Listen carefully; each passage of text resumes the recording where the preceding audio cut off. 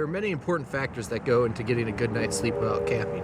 One of the most important factors, however, is the sleeping pad. You see, the ground is a large heat sink, drawing heat away from your body. Your sleeping pad acts as a layer of insulation between you and the ground, helping avoid heat loss to the ground.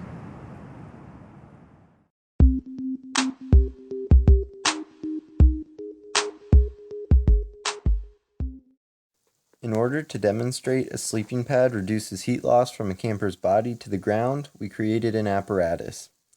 We first used a thermometer to read the temperature of the surface of the ground. A cloth was then placed on the thermometer, which simulates a tarp or the bottom of a tent. On top of the cloth, we placed a scaled-down version of the sleeping pad, and to measure the temperature at the top surface of the sleeping pad, we added another thermometer. A hand is then rested on top of the thermometer to simulate the human body.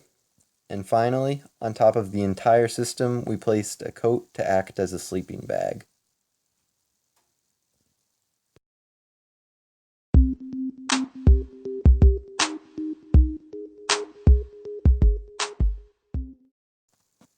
We took the apparatus outside to the good old frozen ground of Michigan.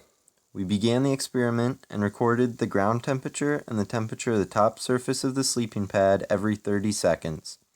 We stopped recording when the temperatures began to level off so we could assume the system had reached steady state. 4.5 minutes later, the final ground temperature was 5.9 degrees Celsius and the final sleeping pad top surface temperature was 24 degrees Celsius.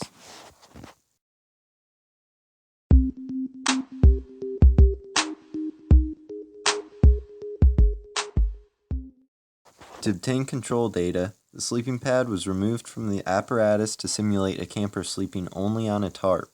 Just like last time, the ground temperature and top surface temperature of the cloth were recorded every 30 seconds until the temperatures leveled off and the system could be assumed to be at steady state. 3 minutes later, the steady state surface temperature of the cloth was 19 degrees Celsius and the steady state ground temperature was 15 degrees Celsius.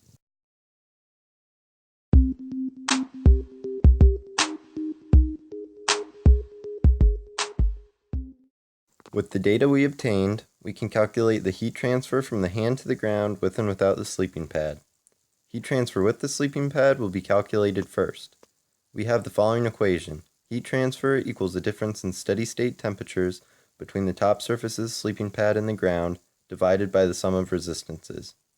The data we recorded gives us delta T, so we'll begin to calculate the resistance of each material, which is equal to the length of the material that heat travels through divided by thermal conductivity multiplied by the area perpendicular to the heat transfer. The sleeping pad is 0.025 meters long, is made of polyurethane foam, which has a thermal conductivity of 0.03 watts per meter Kelvin, and the area of the experimenter's hand is approximately 0.06 meters squared. The resistance of the sleeping pad is 13.88 Kelvin per watt. In the same manner, the resistance of the cloth is calculated, which is 0.042 Kelvin per watt.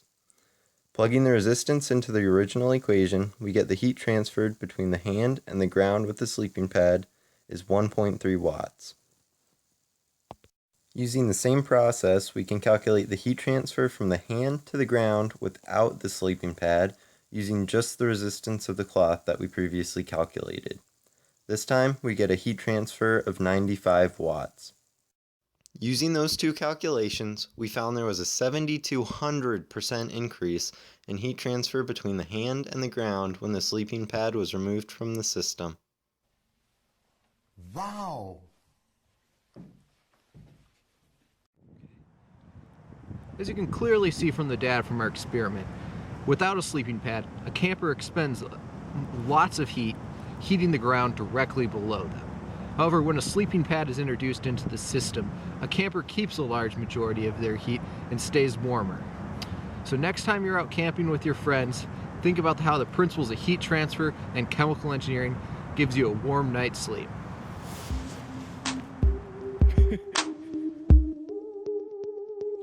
This is why I'm hot. This is why I'm hot. This is why I'm hot.